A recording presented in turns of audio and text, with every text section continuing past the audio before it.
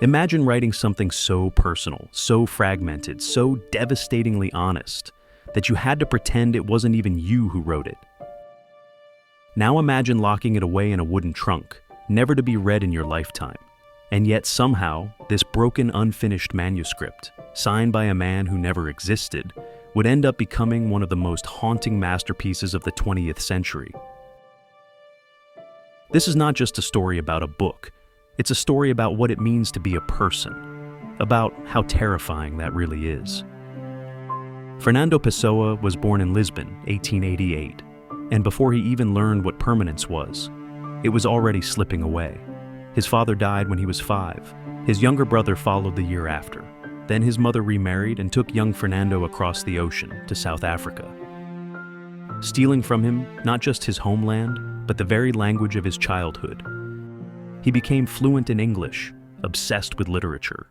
But when he returned to Lisbon alone at 17, he didn't return as a boy who belonged anywhere. He returned as a ghost, and he would spend the rest of his life that way, writing obsessively, privately, and dying in obscurity at just 47.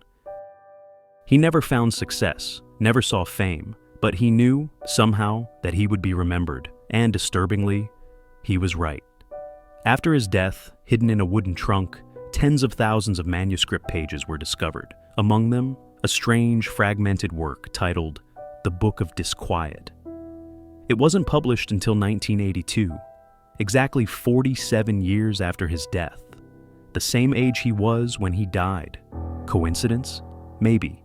But the book didn't just feel prophetic, it felt possessed, as if it had been waiting, as if it had willed itself into existence. Inside its pages, Pessoa's lifelong reflections on dreams and identity, on meaning and madness, on the sheer impossibility of being someone. But here's the most bizarre part. Pessoa didn't even claim to be the author. Instead, he credited the book to a man named Bernardo Soares, a quiet assistant bookkeeper in Lisbon. A man with no real history, no real presence, because he wasn't real at all.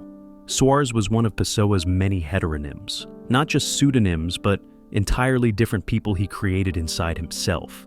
Characters with their own writing styles, opinions, biographies. There were over 80 of them. Pessoa wasn't just a writer. He was a fractured cathedral full of ghosts.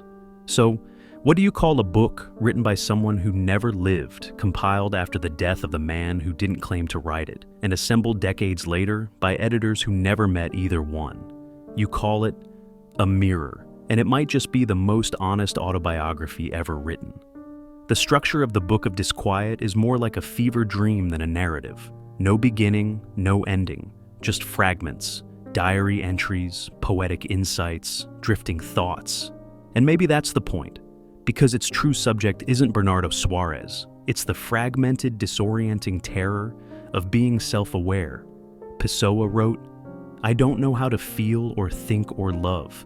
I'm a character in a novel as yet unwritten, undone before I've even existed, a soul falling through infinite space. I am the nothing around which all this spins." This wasn't poetry, it was confession. He wasn't trying to express himself. He was trying to dissolve himself, to escape the unbearable tension of being someone, and not knowing who. To Pessoa, consciousness wasn't a gift, it was a disease. He described life as a lucid dream, strange, exhausting, utterly unreal. "I've never done anything but dream.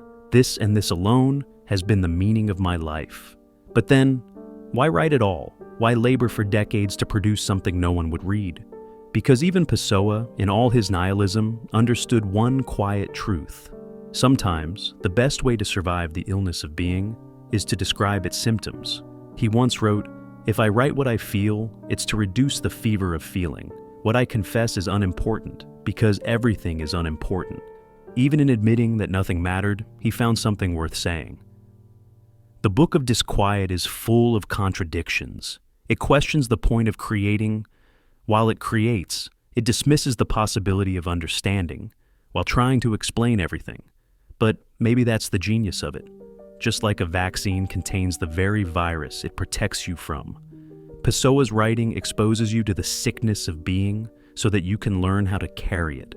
His disillusionment becomes a kind of therapy. His hopelessness, oddly comforting. Fittingly, the Book of Disquiet was never finished. It ends like life ends, not with clarity, but with interruption. A mess of scattered pages, written by someone who never existed, published after death, shaped by time more than intention. The book is a person, incomplete, confused, beautiful in its contradictions. And if that symbolism weren't enough, the name Pessoa in Portuguese literally means person. But the most haunting part is this. Pessoa knew all of this would happen. He wrote, "If one day, in a future I won't be part of, the sentences I write are admired. Then, at last, I'll have my true family. But far from being born into it, I'll have already died long ago. I'll be understood only in effigy, and those who understand me will be unable to be understood themselves." He saw us coming. You, me, everyone watching this right now. We are the prophecy. We are his posthumous family. So was all this coincidence? Was Pessoa a forgotten genius, or an architect of literary fate? Was he insane, or did he simply see reality too clearly? Maybe that's the final paradox. To be self-aware is to be haunted by yourself, to live with the unbearable clarity that you are the illusion you can never fully understand. And maybe the only way to live with that is to write it down, lock it in a trunk, and trust that someone, someday, will understand. Even if you're not alive to feel it.